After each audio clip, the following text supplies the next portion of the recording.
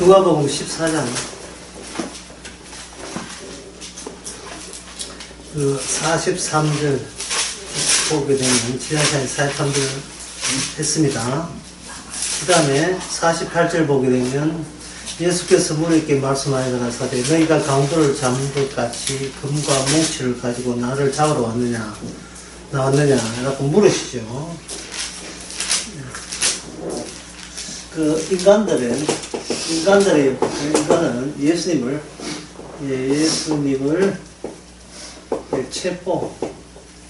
잡는다 이거죠.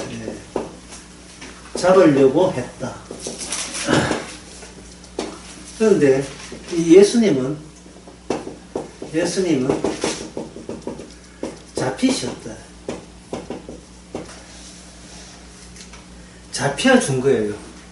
너희들은 지금 그 금과 몽치를 가지고 나왔는데 이게 잡히려던 사람한테는 적절한 수단이 될 수가 없지요.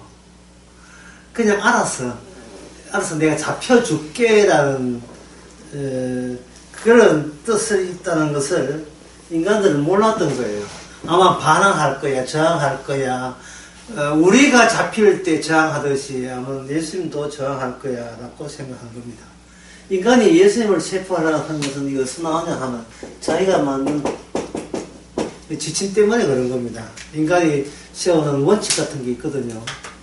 근데 이 지침 또는 지침서 또는 지침대로 한다는 이것이 이게 죄가 되는 이유는 예수님이 잡혀줌으로 말미암아 이게 뭐로 드러나냐 하면 이게 예수님을 체포하는 것이 죄로 드러나는 겁니다. 그들이 평소에 갖고 있는 이 지침은 스스로 생각해도 이게 죄라고 할 수가 없겠지요. 그런데 이 그들이 갖고 있는 생활 방식 자체가 죄가 되려면 그들이 하는 그 능동적인 모든 것이 일거에 전부 다 소용없는 헛짓인 것을 폭로하는 그런 계기가 있어야 되겠죠. 그 인간들이 지침서를 이렇게 만들 때 이 예수님 앞에서는 죄가 되는데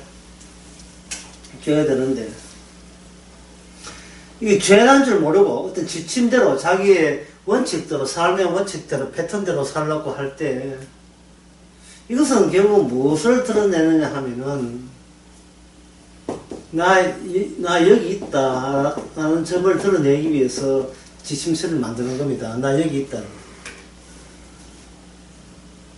근데 예수님께서 잡혀줌으로 말미암아 인간과 예수님과의 만나면서 뭐가 부각되겠어요? 잡았다가 부각되겠어요? 잡혀주신 분이 계시다는 게 부각되겠습니까? 예수님이 잡혀주신 분이 되죠. 그러면 이것을 한번 정리해 봅시다. 이렇게 정리되죠. 내가 여기 있음을 드러내지 말고, 내가 여기 있음을 드러내지 말고, 복음 또는 말씀 또는 예수님이 여기 있음을 드러내야 한다는 것이 이게 주님의 지침이에요.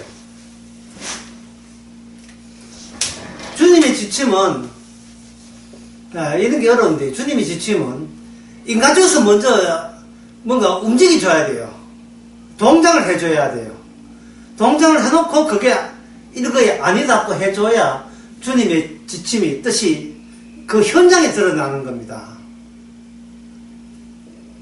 예를 들면 그 애굽의 그 히브리인들을 볼모로 잡고 있는 그 애굽 나라에 히브리인들 그 때문에 재앙이 10가지 재앙이 주어지죠.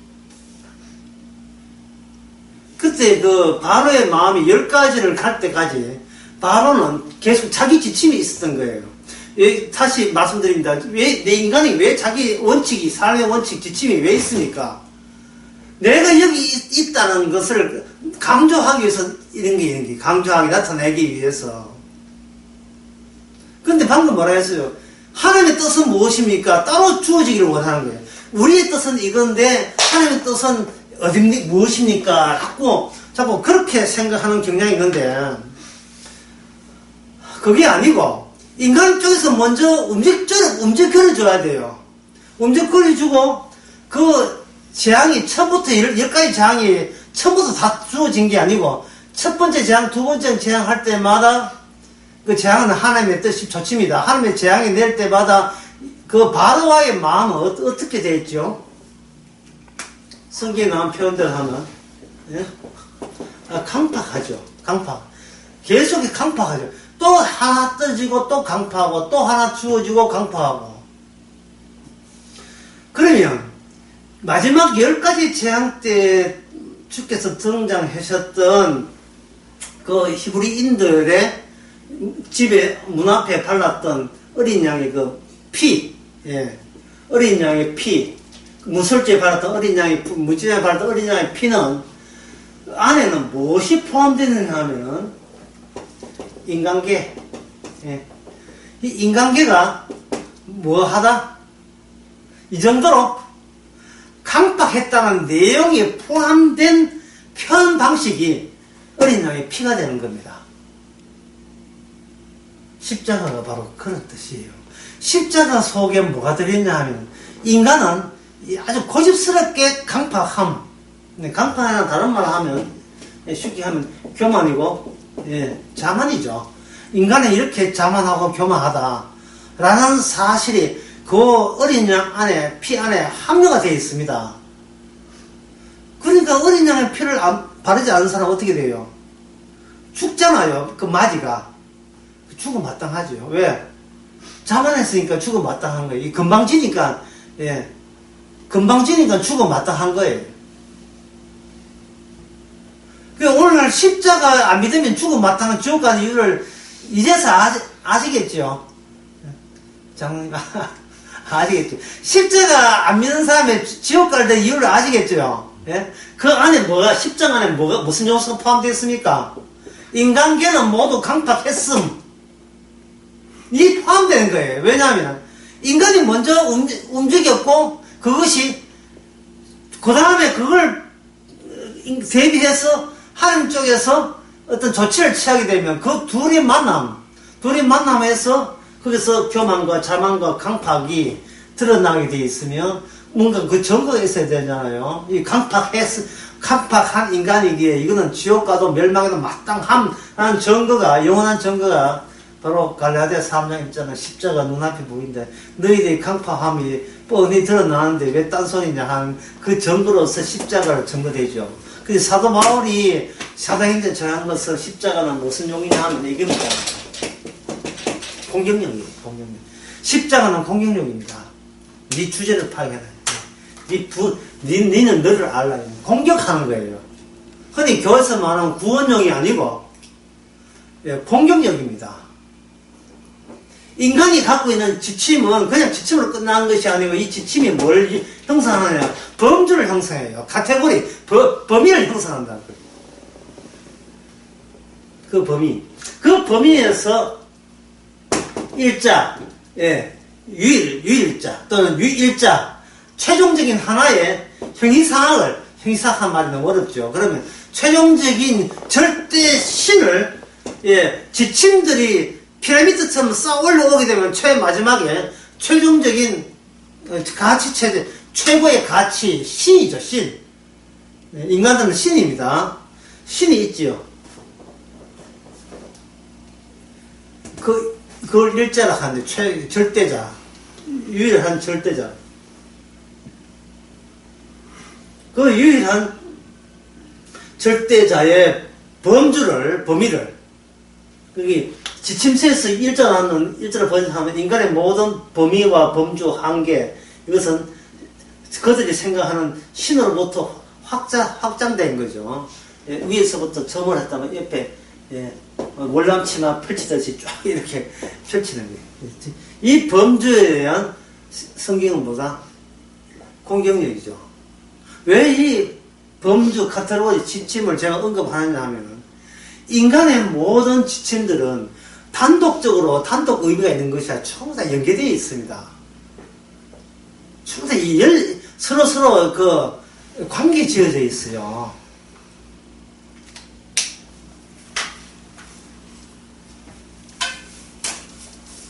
구속영장 신청했는데, 예, 구속영장이 기각되었다. 그것은 뭐냐 하면은, 예, 증거인멸이나 도저히 우려가 없기 때문에 그렇다는 거예요. 그러면 이것을 모든 한국의 국민들에게 동일하게 적용이 될까 안 될까요? 다 적용이 되겠지요. 그게 일자예요. 이게 범주예요. 이게 지침이라 했는데 지침을 한자로 말하면 뭐가 되겠습니까? 법이 되겠죠. 법은 모든 것이 연계되어 있어요. 하나의 법을 땡겨버리면 다른 법도 줄줄이 다 따라오게 되어 있습니다. 햄, 소세지 한 4분 땡기면 줄줄이 있죠.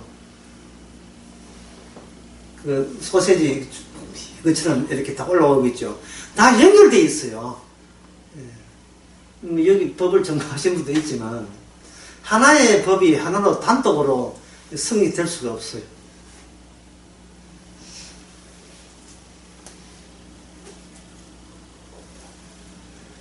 결국 이 지침은 이 법의 절대성을 추구하게 되어 있습니다. 아까 그 일자 또 다른 한 신이라 했잖아요. 그러면 이걸 이제 화살표로 해서 화살표. 예. 인간 세계에서 인간계에서 천상계로 지침을 가지고 또는 다른 말로 하면 법을 가지고 나아가고자 하는 겁니다. 점점 앞으로 나아가고자 하는 겁니다. 따라서 이 인간계에 속한 모든 인간들은 보다 하나의 그 범주에 모든 관계된 것이 확산이 되면 확산이 될수록 신의 세계의 완벽에 가까운 절대 진리에 가까운 법을 우리가 소유하고 있다고 스스로 자인할 수가 있는 겁니다. 어떤 법, 예를 들면 칸트라는 철학자가 뭐냐면 인간 속에는 알 수 없는 인간 속에는 태어날 때부터 법이 있다. 그 법은 무슨 법이냐? 도덕법이 있다는 거예요. 도덕법. 이거는 보이지 않는 거예요. 보이지 않는 것이 실제 현실에서는 도덕법에 기초해서 모든 법이 주어졌다. 이렇게 보는 겁니다. 여기에 대해서 사람들은 전부 다 동의할 수밖에 없죠. 그러니까 위대한 철학자가 되는 겁니다. 이 칸트가. 인간에서는 이거는 묻지도 따지지 말고 무조건 이웃을 사랑하라. 이것은 남한테 해로우면 우리가 나쁘다. 거기에 대해서 이의는 사람 손들어 보세요. 아무도 이의를 걸지 않죠. 그죠? 문제는 칸트가 모르는 게 있었어요. 도덕법은 신으로부터 온 게 아니라서 하죠. 네. 이게 도덕법이 신으로부터 온 게 아닙니다. 우리 창세기 3장에 2장에 오거나 3장에 보면 도덕법이 써봤어요. 이게 악마로부터 왔다는 사실을 사람들은 아무도 동의 안 해요. 왜냐하면 이미 악마에 물들었기 때문에. 그걸 뭐라고 하나? 한통속이거든요. 이미 한통속이거든요.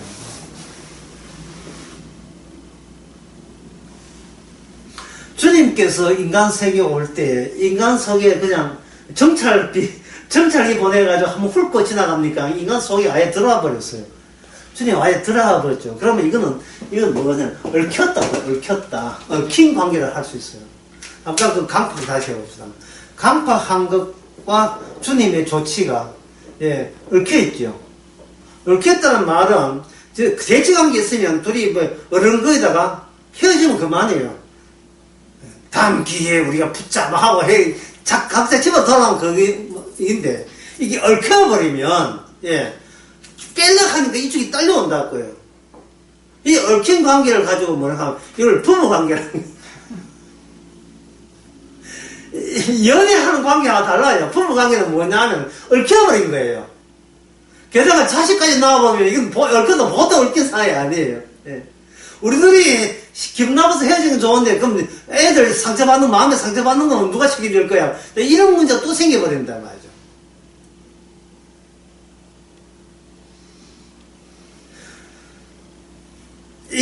그 바리새인이 예수님한테 잘못한 게 있어요. 뭐냐 하면은 헤어질 관계가 아니라고요. 저것들이 헤어지고 싶어도 예수님께서 얽힌 관계로 찾아왔기 때문에, 그래, 당신 잘났다 그래, 가! 하고 돌아서면 그만 줄 알았는데, 세상에 사흘 만에 부활해가 같이 얽혀서 심판을 노리고 들어올 줄에는 상상도 못한 거예요. 이거는 예수님을 믿고 안 믿고가, 이제는 이게 얽힌 관계에서는 믿고 안 믿고가, 안 믿을 때 예전으로 돌아갈 수 없어요. 빼도 박도 못해요. 예수 안 믿는 것은 뭐겠지만, 자유주의 뭐지만, 심판받는 것은 각오해야 됩니다. 나는 평생에 절에만 가서, 난 교회 간 적 없기 때문에 난 책임 없다, 이런 소리를 할 수가 없어요. 어떤 누구도, 우리가 예수님 보고 얽혀주세요라고 요청한 적 없어요. 그냥 일방적으로 주님께서 인간의 지침 속에, 인간의 법 속에, 법의 감정 속에, 절대적인 법이라는 도덕법 속에 이미 들어와 버렸다, 이 말이죠. 그 도덕법은 인간이 만든 게 아니기 때문에, 인간의 도덕법에 따라서 하나님께서는 상벌을 결정하지 않습니다. 인간의 도덕에 의해서 인간은 지옥 가고 천국 가고 이런 거 없어요. 하나님이 만든 게 아니기 때문에. 칸트가 그 점을 몰랐습니다. 칸트는 인간의 도덕법이 있다는 것은 누구도 거기에 겉뜨이고 동의할 것이다. 그래, 온 천하가 동의한다 할지라도 주님은 아닌 거죠. 인간은 도덕적으로 법이 모든 한 통째로 다 얽혀 있다는, 다 연결되어 있다는 이 점을 인간적으로 먼저 움직임으로 보시고, 거기에 예수님께서 찾아오신 거예요. 너희들이 갖고 있는 도덕법으로 나를 붙잡을 수 있는지 한번 해봐라, 이거죠. 그래서 인간의 도덕법으로 예수님을 알아봤고, 하나님 메시아인 줄 알아봤습니까? 주님 그걸 환영하고 우대했습니까? 실패했죠.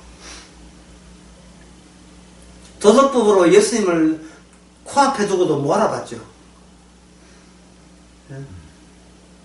그러면 이 말 들으면 우리 안에 있는 도덕법을 우리가 유지해야 됩니까? 버려야 됩니까?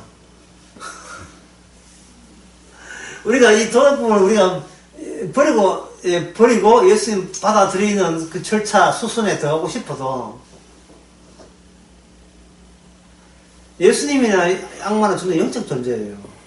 인간이 마음대로 바꿔치기 하고 명령할 그 대상이 아닙니다. 일방적으로 그냥 덮친 거죠. 그냥 강간한 거예요, 그냥. 도덕법은, 이건 악마가 인간을 덮칠 때 했던 악마의 탐심입니다. 오늘 제목은 악마의 탐심. 악마의 탐심. 악마의 탐심은 이렇게 화살표가 인간 쪽에서 신으로 가는 거예요. 여기에는 힘이 있어요. 힘 플러스 방향을 가진 것을 말하는 벡터라고 합니다. 벡터. 그냥 방향이 없는 걸 스칼라, 그냥 양과 양의 결합으로 되어 있지만 방향이 있다는 것이 정말 신기한 거죠. 어떤 힘이, 예를 들어서 내가 팥죽을 많이 먹었다. 스칼라 양이죠. 스칼라. 한 그릇만 두 그릇 먹었다. 배부르다. 그 다음에 뭐 하는 거야? 이제 뭐 하지? 배부른 상태에서 뭐 하지? 행동의 방향이 있죠. 그 방향을 마중 나와서 얽힌 관계로서 앞에 주님이 서 있다, 이 말이죠. 그러면, 배부른 상태에서 앞에 주님이 있으면, 이거는 나의 방해물이 됩니다. 배불렀으니까, 그다지 주님이 필요치 않아요. 넘어뜨려버리는 겁니다. 나한테 도덕이 있는데, 내가 그만큼 의로운데, 새삼스럽게 주님한테 잔소리 들을 일이 없잖아요. 남편이 아내에게 기분 나쁜 구정이 여러 가지 있지만 그 중에 하나가 뭐냐 하면은, 잘했는데 잔소리 할 때. 이건 참을 수 없습니다. 잘했는데, 이건 아내도 마찬가지고요. 못했는데 잔소리 했으면 미안하지도 하죠. 그게 아니고, 잘했는데 잔소리 할 때. 야근 근무 마치고, 새벽 6시 나가지고 밤 11시 다가 판결자 엎어졌는데, 예? 당신 신발 똑바로 벗어나 이러는데, 진짜 화나는 거예요. 그게 뭐, 아무것도 아닌데, 지금.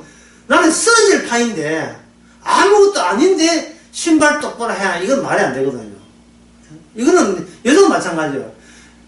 맞벌이도 아닌 맞벌이 하고 혼자 돈 벌여서 애 쓰는데, 예?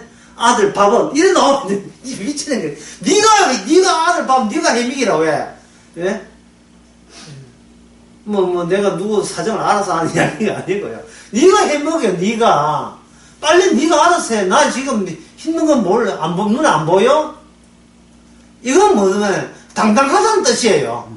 누구한테 잔소리 들을 형편이 아니라는 겁니다. 누가 누구를 잔소리해? 내 잔소리는 내가 니한테 잔소리해. 어? 이 때문에 내 고생하다가 죽겠다.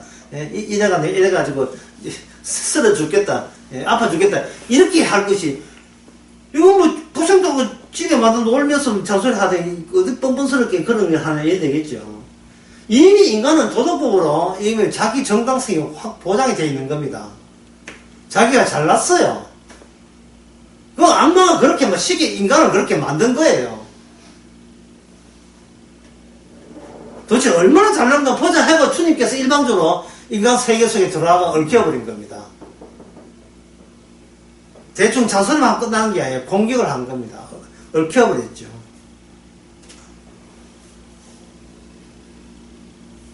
그에 대해서 인간은 예수님을 우리가 의로우니까 그다음 잔소리 계속 해대지 마세요 하고 밀치죠. 그때 나온 것이 뭐냐면 바로 탐심이 나오는 겁니다. 욕심이죠. 욕심은 인간계에서 천상계로 나아가자 이 모든 것이 뭐냐면 탐심이 되는 겁니다. 수도원에서 천주교 수도원에서 평생도록 수도원 밖으로 안 나오고 거기서 농사지으면서 평생을 살겠다고 서원한 사람, 그거 탐심이에요. 내 안에 예수의 음성을 듣고 나는 예수 안에 살고, 이게 탐심이라니까요. 그런 소리 하면 안 돼요. 인간에서 그런 소리 하면 안 돼요. 주여 죄인이다 하면 끝나는 문제를 가지고 도를 닦겠다는 거예요. 거기서 천빈한 사람, 옷 떨어지면 덧댄 데가 덧대고, 예? 가장하게 반찬도 없이 밥만 먹고 살아가는 그 모습, 그것은 인간의 도덕에 의해서, 이 도덕의 절대적인 법에 의해서 네가 더 도덕적이냐 내가 더 도덕이냐 보이지 않는 게임을 벌리고 있는 겁니다. 남과의 게임, 그리고 자기 자신과의 게임. 과거에 나는 이렇게 살았는데 지금의 나는 훨씬 더 월등하게 나아졌다는 게임. 게임이거든요. 게임은 일종의 오락이거든요. 오락.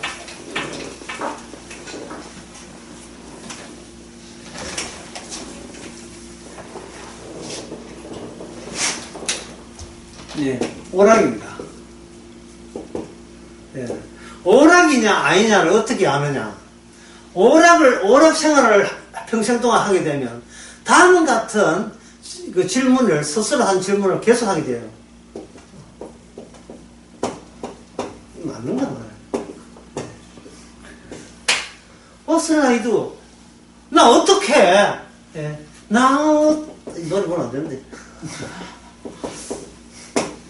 나 어떻게 하면 좋아요? 이게 상담이잖아, 상담. 예. 나 어떻게 하면 좋아요? 지금 그 사람 지금 오락하고 있는 거예요. 아까 이야기했잖아요. 예수님이 이 현장에 있음, 말씀이 현장에 있음을 드러내야 될 건데, 그 사람은 지금 일종의 오락을 하려면 반드시 게임을 하는데, 이 게임에서 본인이 패자가 아니고 성자이고 싶은 거예요. 그러면 내가 성자, 또는 다른 말 하면 성공자. 내가 성공하려면 주인공이 누굽니까? 남이에요, 나예요. 인생의 주인공이 나지요. 내가 이렇게 성자로 나는 여기 있음을 남들아 좀 봐달라는 겁니다. 그게 마음대로 안 되니까 헛을 아이도 나 어떻게 하면 좋아요? 이걸 좀 풀이하게 되면 나 어떻게 하면 이 게임에서 성자가 될 수, 이긴 자가 될 수 있습니까? 그 이야기다 말.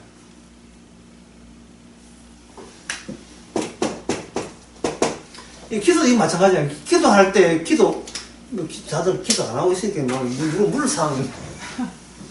기도할 때 기도의 그 바탕에 있는 우리의 신부가 뭡니까? 주여 답답합니다. 예? 고로 서서 답답합니다. 답답합니다. 주여 도와 주시옵소서. 뭘? 예. 이 소자가 괴롭습니다. 왜? 왜 괴로운데? 쓰러지겠습니다. 경상도 말로 하면 쓰러져뿌라. 경상도 표준말로 한다면, 사투리를 하지 않습니다. 표준말입니다. 쓰러져뿌라. 쓰러져라, 이 말이죠. 예. 우리가 기도를 안 한다 하지만 매일같이 기도해요. 그것도 쉬지 않고 기도합니다. 호스라이도 나 어떻게, 예. 나 어떻게 하면 좋아. 예. 애가 이거 아파서 하는데 나 어떻게 하면 좋아요? 모든 눈에 띄는 모든 상황이 항상 이 질문을 나에게 또는 신에게 하기 마련이에요. 이렇게 한다는 할 수 있다는 것, 할 권리가 있다는 것은 내 안에 도덕법이기 때문에. 나는 잘났기 때문에. 나는 이만한 벌을 받을 만큼 나쁜 짓 한 적이 없다는 도덕법 의식, 선과 악의 의식, 그 지식.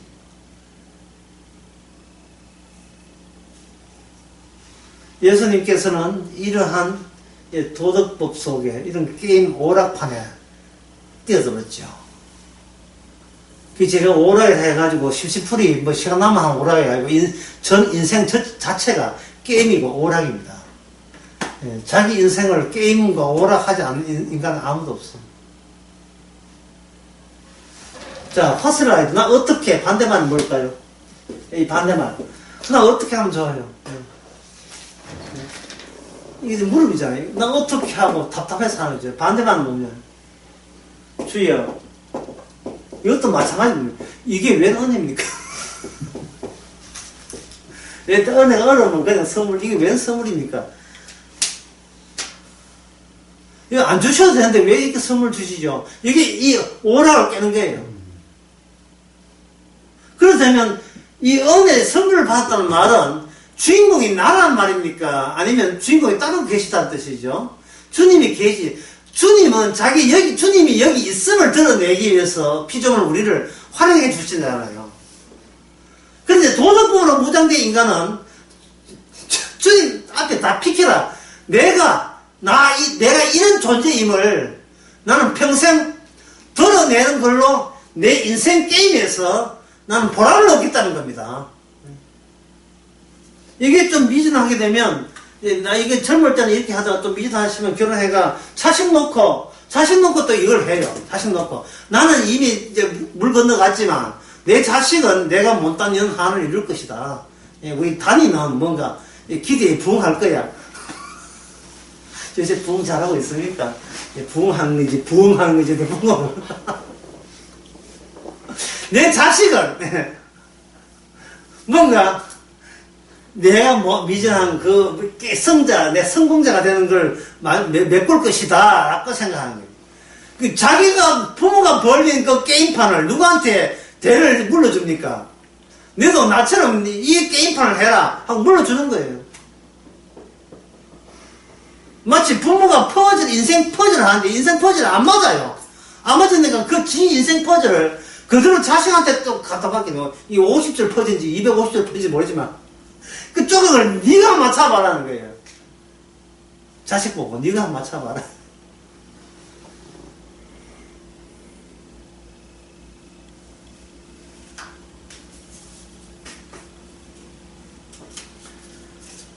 주님께서 이런 오락과 게임으로 일관하는 인간 세계에 그냥 공격을 해버려요. 이미 게임과 오락에서 자기를 승자가 되는 게 마땅하다. 나는 좌절할 권리는 없고 나는 성공할 권리만 있다 우기는 그 판 자체를 아까 뭐라고 했습니까? 두 자로 강팍이라고 몰아세우죠. 강팍이라고 몰아세우는 겁니다. 제자들도 마찬가지고 그들은 예수님과 좋은 관계라고 여겼던 거예요. 그러나 지금 제자들은 예수님을 그동안 4년 동안 관찰하고 관조하고 그 강의에 열중했습니다. 이거 예수님 이렇게 해서 예수님 따를 수 있습니까? 없습니까? 관찰하고 세밀하게 관찰하고 관조하고 지켜보고 그 예수님의 강의에 귀담아 들었는데 그들은 결과는 뭐였습니까? 여기 52절 한 청년이 벗은 몸을 배 헛이불에 두르고 예수를 따라오다가 물에게 잡히며 배 헛이불을 버리고 벗은 몸으로 도망하니라. 이 되죠. 이 결과입니다. 4년 동안 같이 관찰하고 관조하고 강의에 열중한 그 결과가 이 결과예요. 성경 공부 아무리 참석하고 성경 백독 만독을 해도 결과는 뻔합니다.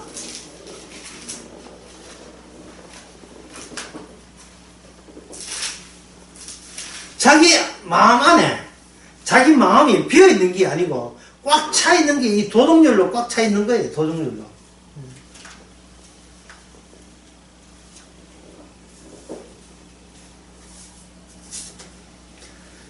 자, 산타크로스 할아버지가 선물 주는데 언제까지 선물 주시냐 하면 산타크로스 할아버지의 존재를 믿을 때까지 선물을 받게 되어 있어요. 만약에 어떤 딸이나 자식이 산타크로스 할아버지를 17세, 18세 돼도 계속 믿는다고 한다면 저거 부모는 끝까지 크리스마스 12월 24일 밤에 자식한테 선물 줘야 돼요. 왜? 믿기 때문에. 만약에 너무 천재가 나타나가지고 2살 애인데 산타크로스 없다고 존재론적으로 증명을 한다면 그 해부터 선물을 또 끝나는 겁니다. 왜냐하면 산타크로스 할아버지는 존재 자체가 선물 자체이기 때문에 존재가 없는데 선물을 받는다는 것은 앞뒤가 안 맞는 존재 이야기 아닙니까?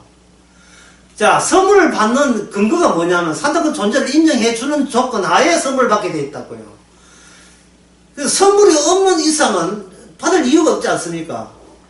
예수 그리스도로 인하여 내가 산다는 것을 인정을 하지 않는다면 그 말은 뭐냐면 내 인생은 누구 산다? 내 인생은 나로 인하여 산다는데 주님께서 함께 할 이유가 없지요. 그렇잖아요. 그 말을 다시 정리해보면 성령께서 계속해서 우리에게 뭘 이야기합니까? 산타크로스 할아버지가 있어 라는 것을 날이 가면 갈수록 점점 더 얽힌 관계가 더 크게 다가오는 거예요. 선물 받아서 좋았다가 아니라 이거는 내 인생은 주님을 피해서 발 빼서 도망칠 수 없는 이미 얽힌 관계인 것을 점점 더 알게 되는 거예요. 그냥 예수를 관찰하고 관조하고 강의에 열중 들으면 내가 예수 믿을까? 손을 뗄까? 이제 예수님 포기할까? 자기 결정, 자기의 도덕적인 결정을 이만한 내가 착한데 뭐 더 이상 믿을 필요 없잖아. 내가 이만큼 착한데 자소리 될 필요 없지. 라고 내리겠는데 그거는 뭐냐 하면 예수님의 존재보다 누구 존재가 부각되는 거예요. 여기 주님의 계심이 아니라 여기에 누가 있어? 내가 여기 있다는 거예요. 내가. 지난 강남 강의 혹시 들어본 적 있습니까? 제목이 공리의 구조죠. 공리의 구조에서 인간들을 마다 뭐라고 하냐 하면은 내가 여기 있다는 것은 이거는 의심할 수 없는 명확한 진리라는 거예요. 그게 바로 공리라는 겁니다. 나는 여기 죽어 있는 것이 아니고 살아있다는 것을 인간들끼리 끄덕대면서 동의했던 공리가 그거예요. 나는 여기 있다. 앞으로 중요한 것은 내가 여기 있는 내가 뭐 하면 되느냐. 그게 중요하다. 이렇게 했는데 성경은 그 공리를 피해가 버리죠. 이게 너의 헛방이다. 그게 바로 헛것이다. 네가 있다는 근거를 대기 위해서 몇 가지 요소를 집어 던졌느냐, 집어 였느냐. 과학적으로 철학적으로, 논리적으로. 내가 여기 있다는 것을 네가 몇 가지의 논리로서 증명할 수 있는가? 그러면 우리가 한 25,000까지입니다. 그러면 25만은 아니잖아. 네? 그러면 25만까지 증거해서 여기는 분명하다. 그럼 250만은 아니지. 세상을 통틀어 다 동원해볼 때 우리는 죽은 자입니다. 우리는 죽은 자입니다. 화학은 그걸 증명할 수 있는 그 능력이 없어요. 그걸 뭐라고 하면 화학의 인계점. 아까 제목을 뭐 한다 했습니다. 잊어버렸어요. 예. 무슨 탐심? 악마의 탐심. 예. 인계점이라 하는 것은 한계에 이르렀다는 겁니다. 근데 한계를 우리가 찾아서 이런 게 아니고 화살표로 가는 게 아니고 고맙게도 이 화살표가 위에서 오는 화살표가 하나님께서 인계점을 우리에게 주신 거예요. 경계점을.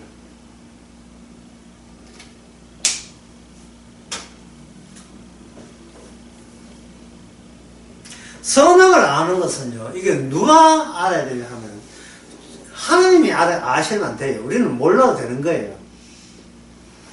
한번 적어볼까? 너무 중요하고 너무 어려운데요.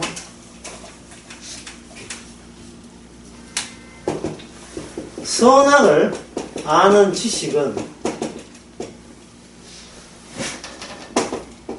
하나님만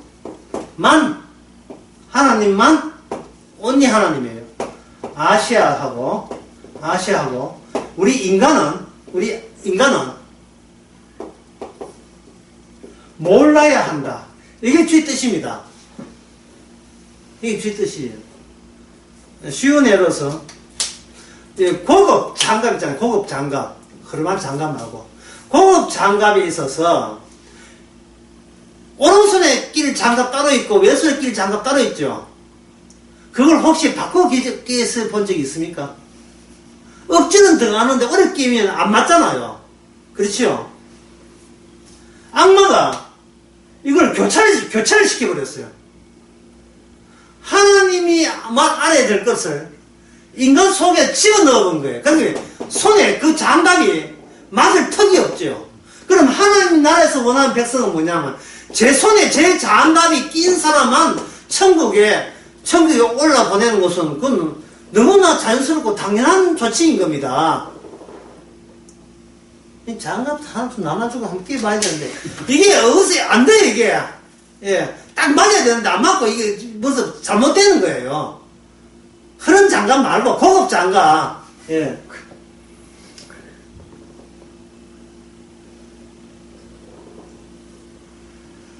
하나님의 꼭 맞는 장갑은 누구냐 하면 독생자 예수님밖에 없어요.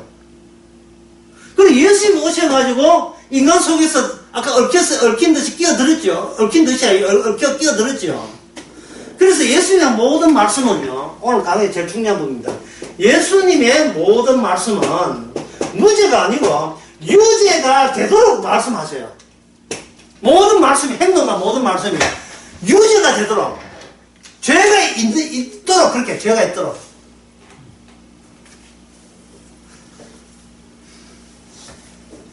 스스로 인간들 보기에, 판단을 보기에 죄가 있도록 하시는 이유가 뭐냐 하면 인간들 속에 잘못된 장갑이 끼운 손에서 나온 도덕 감각이 그 도덕 감각 안에를 평가해서 예수님이 무죄한 분이 아니고 유죄한 분으로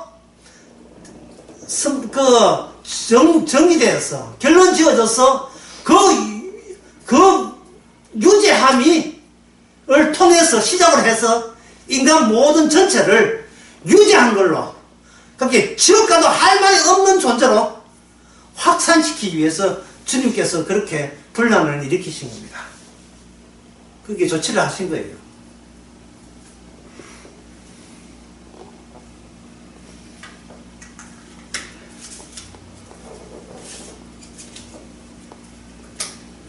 인간들이 예를 들어서 탐심이라 하는 것은 인간들의 도덕률에 의하면 너무 과한 욕심을 내는 걸 탐심을 하죠. 이게 맞는 이야기입니까? 예수 믿지 않는 게 탐심이에요. 예수님보다 자기 자신을 먼저 내세우는 거예요. 예수님보다 내 관심을 먼저 내세울 때 자동적으로 탐심이 되는 겁니다. 그게. 여러분들이 이거 흔히 성경에서 세상 하잖아요. 세상 하잖아요. 우리 인간 따로 있고 세상 따로 있는 걸로 이렇게 생각하시면 안 됩니다. 우리는 세상의 일부예요. 우리 주변에 있는 모든 것들의 부분으로서 우리가 거기에 이미 포함되어 있는 겁니다. 따라서 우리가 세상이에요. 우리가 세상. 우리 자신이.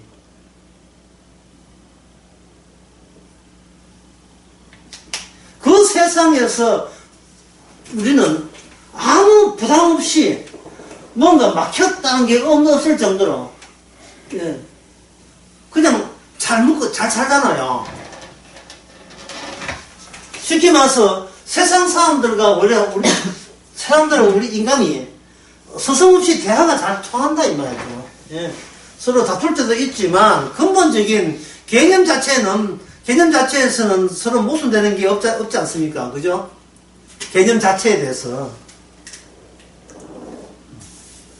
그러나 주님의 모든 말씀은 이게 옳다 그러다가 뭐냐 아니고 그래서 너는 죄가 있는 거야 하는 식으로 모든 예수님의 말씀이 해석돼야 돼요. 그러니까 네가 죄 있는 거야. 물을 마셨다 이 말이야. 제가 물을 마셨습니다. 그러니까 죄예요. 그러니까 죄인 거예요. 내가 물 마셨다 하면 되고 이게 죄인이 물 마셨다 이렇게 해야 돼요. 근데 이게 또 용어만 또 해가지고 어디서 들은 푼이 있어가지고 죄인만 가지 말고 진짜 죄인만 물 마셨다 이렇게 하면 네가 어디서 봐서 죄인이야 또 되물으면 할 말이 없어. 그치? 제가 물 마시는 것밖에 없는데 그게 왜 죄가 되지? 모르죠. 그러면 우리가 답답해가지고 쓰라이도 나 어떻게 하면 좋아 이건 이 나온 거예요.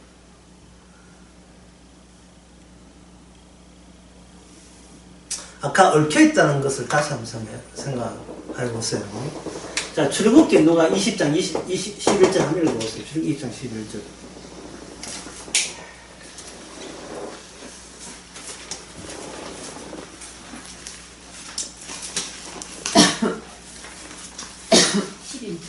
이제 11절. 이는 엿새 동안에 나 여호와가 하늘과 땅과 바다와 그 가운데 모든 것을 만들고 일곱째 날에 쉬었습니다. 그러므로 나 여호와가 안식일을 복되게 하여 그날을 거룩하게 하였느니라. 그 안식일의 취지가 뭐냐면 아무 일도 하지 말라니까. 하나님께서 원하시는 인간에게 자기 백성이 원하는 것은 아무 일도 하지 말란 말이죠. 1일부터 5일까지 6일 동안 하는 이거는 의미 없어요. 결국 모든 목표는 뭐냐? 아무 일도 하지 말라에 이르기 위해서 너는 1일부터 6일 동안에 네가 힘들게 일할 수밖에 없는 거예요. 일했습니다. 나는 이렇게 힘들게 일했습니다는 인정하지 않아요. 중요한 포인트는 뭐냐면 그 7째 날에 아무 일도 안 했느냐를 묻는 겁니다. 안식일 그 계명 자체가. 그 안식일 계명 자체가 아무 일도 하지 말라고 포함됐다면 결국 목표는 뭡니까? 주께서 인간에게 목표는 이런 뭐냐? 네가 가야 될 세계는 어떤 세계다? 아무 일도 해서는 안 되는 나라에 가는 거예요. 아무 일도 해서는 안 되는 나라에. 그런데 우리가 예수님의 말씀을 듣고 뭘 이렇게 공부를 한다 하면 정말 아무 일도 안 하고 싶어서 그런 게 아니고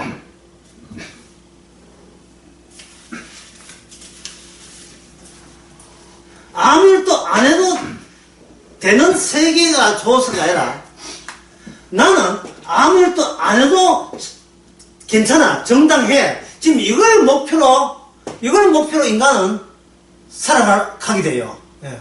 뭐가 있느냐 하면 주님이 어떤 조치를 하셔서 우리는 아무것도 안 해야 된다는 결과적 열매로 이걸 우리가 그런 세계에 참여가 되고 합류가 되는데 이게 좋은 것이 아니고 내가 평소에 너무나 고생을 많이 해서 이제는 내가 아무것도 안 해도 되는 나 자신이 그리워진 거예요. 내가 그걸 보고 싶은 거예요.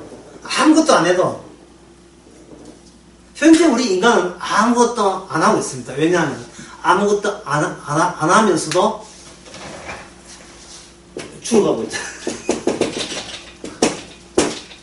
죽어가고 있죠.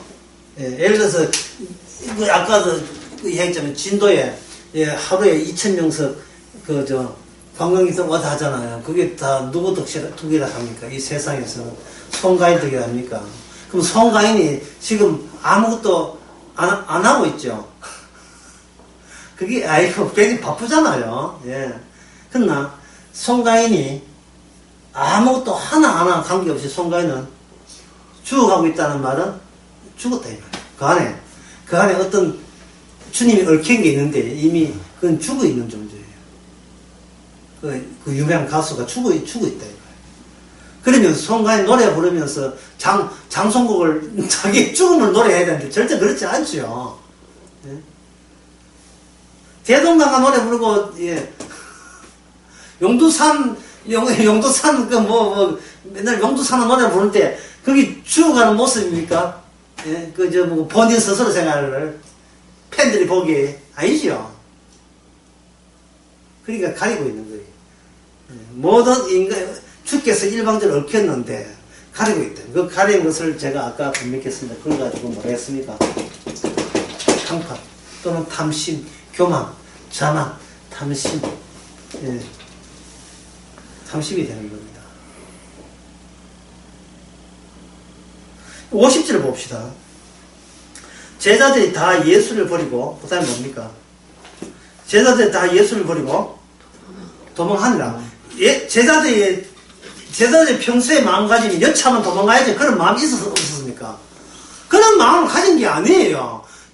내가 목숨을 다하여 주님을 위해서 목숨을 버리겠나이다 이래 했잖아요. 그런데 막상 상황 딱 터득하니까 누구 생각합니까?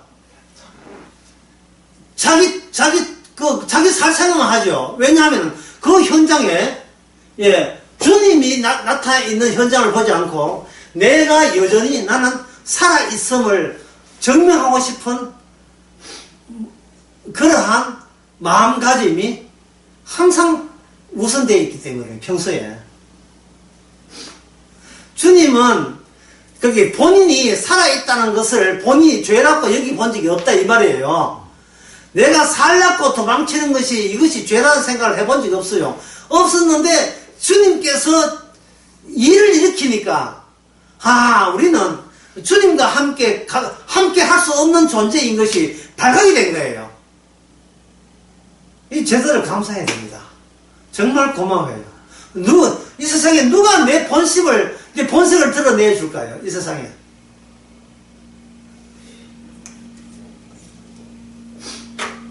그리고 이러한 것이 지자들한테는 이미 얽혀있다는 사실. 다른 사람은 그냥 도망치면 그만이지만 지자들에게는 주님의 사랑이 얽혀있어요.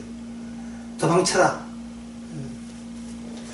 여기에 49절에 보면 내가 날마다 너희와 함께 성전에 있어서 가르치시되 여기에 함께죠. 함께. 주님이 늘 함께 있었지요. 사실은 3년 동안 함께 있었잖아요.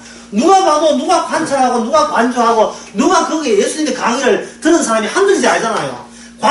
그런데 그것이 함께 있음이었죠. 인간들 생각하기에.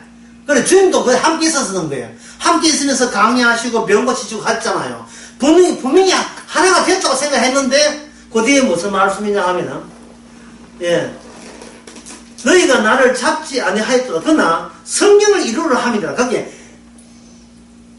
그들이 예수님을 처음부터 잡을 마음이 없었어요. 그런데 주님께서 아까 제가 처음 강의를 잡히시다 했죠. 주님이 잡히려면 인간들은 무슨 역할을 해야 되나? 예수님을 체포하는 역할은 하나님의 말씀의 성경을 이루기 위해서는 인간들의 역할을 일가대로 해줘야 되는 거예요. 인간들의 역할. 근데 성경을 이렇게 이루려 하니까 성경 기준이 여기 없어요. 그래서 시편 88편 8절에 보면 그 비슷한 말씀이 나옵니다. 시편 88편 8절에 보면 주께서 나의 아는 자로 내게서 멀리 떠나게 하시고 나로 저희에게 가정되게 하셨나이다. 나는 갇혀서 나갈 수 없게 되었나이다. 의도적으로 주님께서 인간 세계에서 체포당함으로써 여기서 뭐가 형성당하냐 하면 주님의 자리가 죄악 속에서 마련되신 이것이 성경을 이루라 하시. 예수님 자리가 인간들 자리 속에 들어오시는 거예요. 그렇게 되면 이 예수님 자리를 말미암아 다른 사람들은 뭐가 돼요? 죄인이 되죠. 그것이 구약에서 어떤 기능이냐면 바로 이것이 성전의 개념의 완성, 성전 의미의 완성이 이루어지는 겁니다. 성전만이 거룩하고 나머지는 거룩하지 않고 속되고 저주스러운 지역이라는 것이 예수님이 스스로 죄인 속에 잡혀함으로 말미암아 성취하신 겁니다. 싶으십시오.